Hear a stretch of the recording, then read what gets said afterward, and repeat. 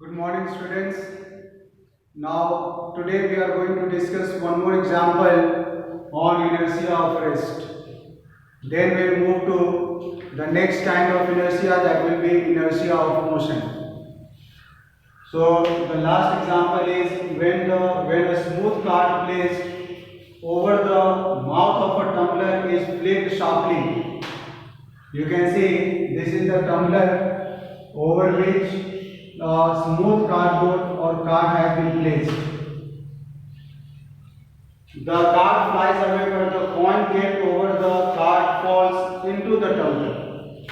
So what it is noticed that when we flick this cardboard, it is the card that flies away and the coin kept over the card falls into the tumbler.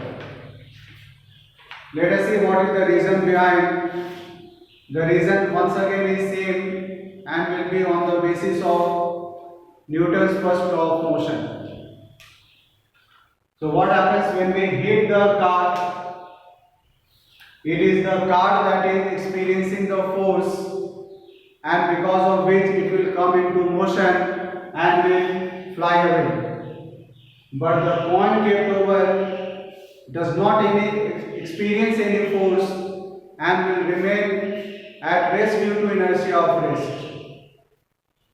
So finally the card flies away and the coin, due to the position of rest or the state of rest, will fall into the tumbler.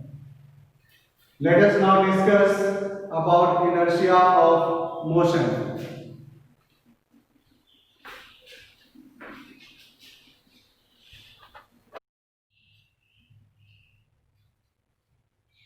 So we will now discuss about inertia of motion.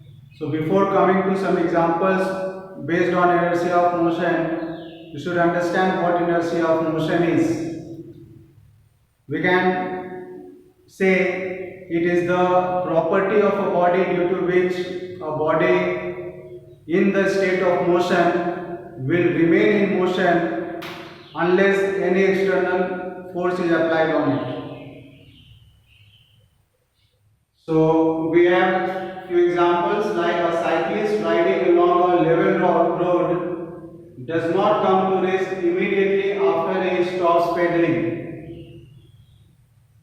It is a very common observation that when you are riding a bicycle in a smooth road and when you stop pedaling suddenly, you find that the bicycle does not stop at once,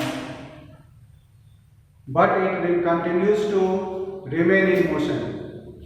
The reason is that when the bicycle is in motion, it remains in the state of motion due to inertia of motion. As a result, even though the pedaling is stopped, it is found that the bicycle continues to remain in motion to a short distance, and only after covering few more distance it comes to rest due to the force of friction applied on it. Second is when a passenger jumps out of a moving train, he falls down. So when a passenger comes out of a moving train or moving bus, you might have seen that a person immediately falls down. The reason is when a person is inside a moving bus or moving train, his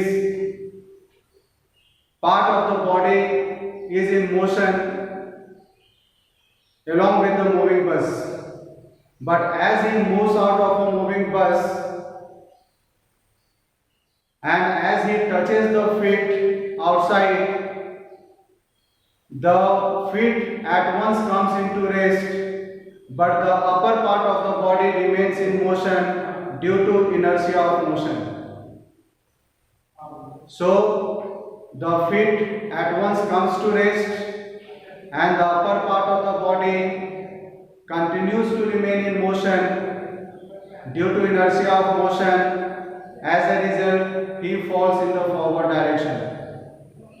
And this is the reason why it is suggested that if any person moves out of a moving bus, he should also run along with the moving bus for some distance. And only when he finds in a comfortable position to stop, he should bring his body into rest.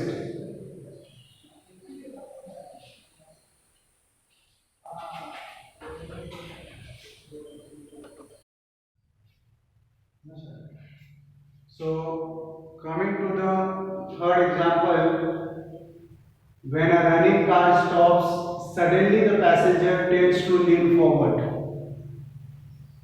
This is also a very common observation that whenever a moving car or moving train stops, the passenger leans forward. The reason is when the passenger is in the moving train, the whole body of the passenger is in motion along with the moving train or the moving bus. But as soon as the bus stops, it is the lower part of the body that suddenly comes into rest, but upper part of the body still remains in the state of motion due to inertia of motion. It is this inertia of motion that makes the upper body of the passenger to lean forward when the bus suddenly stops. An athlete often runs before taking a long jump. You must have seen this. An athlete, before taking a long jump, he jumps or he first runs through some distance. The reason is actually while running, the athlete brings the body into motion. Now, when the body leaves the ground or jumps from the ground, even the body remains in motion due to inertia of motion, and it is due to this motion that the athlete is able to jump to a longer distance. Next is a ball thrown vertically upwards by a person in a moving train comes back to his hand.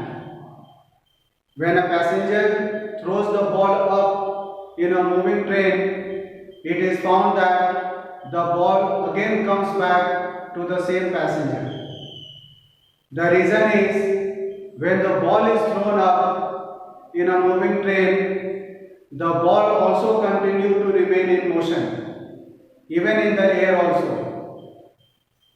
Now, the passenger and the ball, due to inertia of motion, both covers same distance, and so when the ball comes back, it directly comes back to the passenger's hand only.